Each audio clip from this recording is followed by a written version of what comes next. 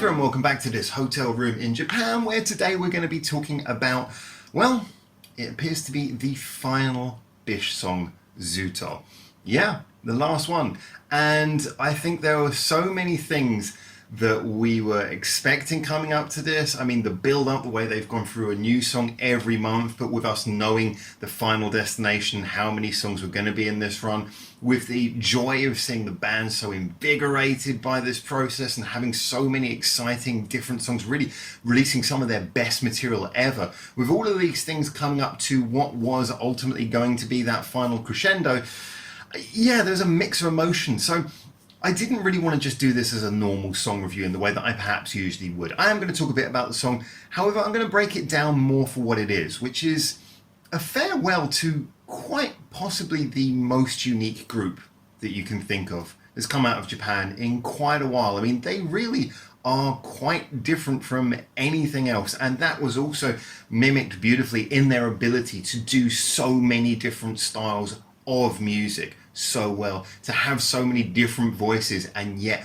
merge together as a unit that was so identifiable and just so effective. So first of all, like I say, let's talk a little bit about the song. Well, Zutto had a bit of a strange job to achieve from the get-go.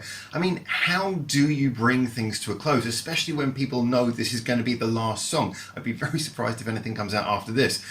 Knowing BiSH, they might surprise us. However, I kind of almost hope this is the last song because it does a good job of sounding quite final. Now, when I say that, it is still kind of a pop rock song. It's very much in the center of the BiSH wheelhouse. It's one of those songs where you'd say they weren't going too experimental, and yet they feel really comfortable doing it. It has those sort of personal singing voices that I've often talked about BiSH having, which they bring across in melodies and ballads like Hide the Blue, and yet it's still got enough rock energy for you to bob your head along to it. Actually, one of the things that I thought was quite interesting is that it didn't go too far into a melancholy vibe or get too wistful. Although there is some nostalgia to this, it's actually kind of an upbeat song. It's almost like ending on a positive note, ending as a group who knew this end was intentional and had planned it from a while off. So the whole tone of the song matches that. One of the things that nicely delivers that as well is it has that oh so quintessentially Japanese key change chorus where you have the melody going along and then it goes up for the chorus and everything goes up. That's nice because it means that it further adds that feeling that this is a joyous song. This is a song that's supposed to sound anthemic in its own way. Yes, it's not going to be, I'd be surprised if it was anyone's favourite BiSH song. I don't think anyone was really expecting them to end on a song that would be everyone's favourite forever. That wasn't really the goal here. The goal was just to deliver something that made you happy for the journey.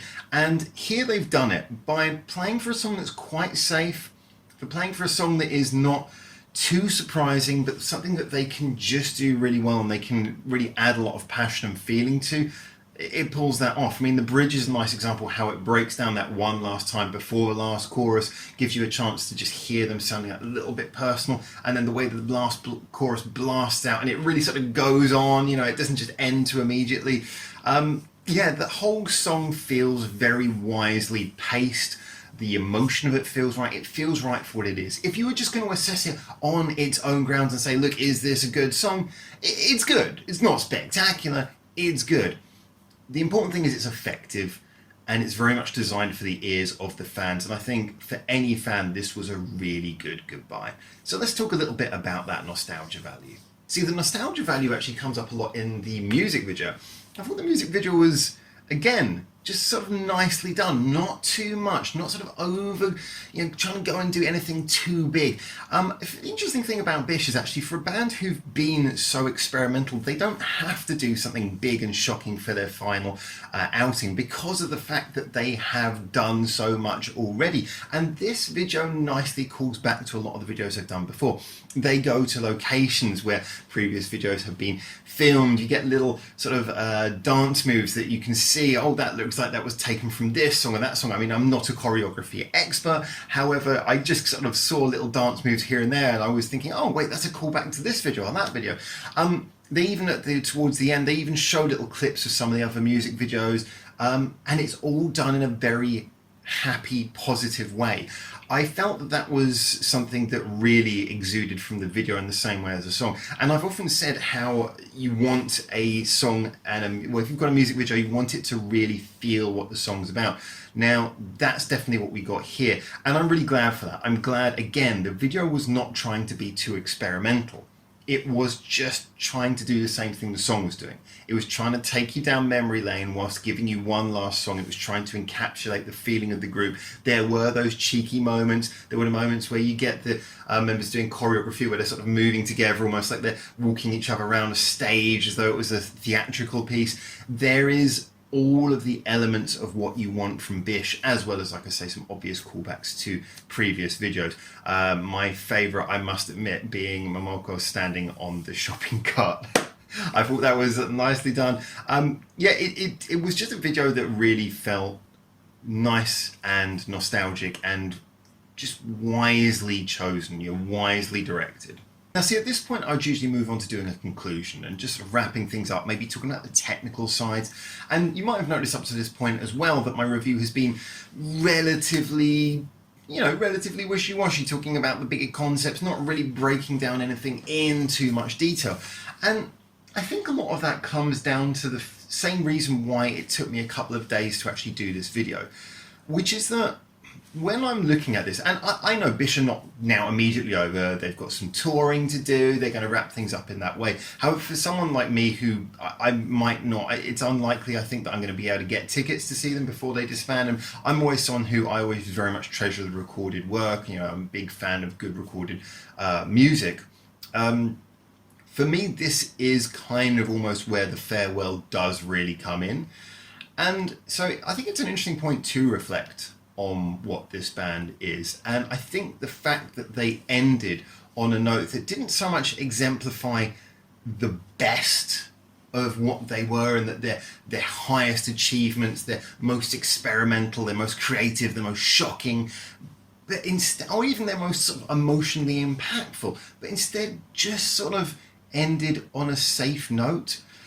For me, that really gave me a chance to think about BiSH and think that this is actually a group who, yeah, I think we will all miss their music and look forward to seeing what the members each do individually next. However, as a unit, BiSH was that combination of so many things that were very different that worked because at the center they came together and had something that tied it all together. I mentioned earlier how they did all these different styles of music. They had the punky songs, the ballads, the poppy songs, the electronic songs, the raw songs. They all came together because they were able to really do those things comfortably, and the members worked together with such different voices because they were able to just sort of come across like a group of friends, come across like people who were so misfit but actually work together. I mean, you can sort of see the stereotypical American sitcom, which is always about, mismatched group of people all get together, and you watch and think, what crazy situations will happen to these people. And yet at the same time you think,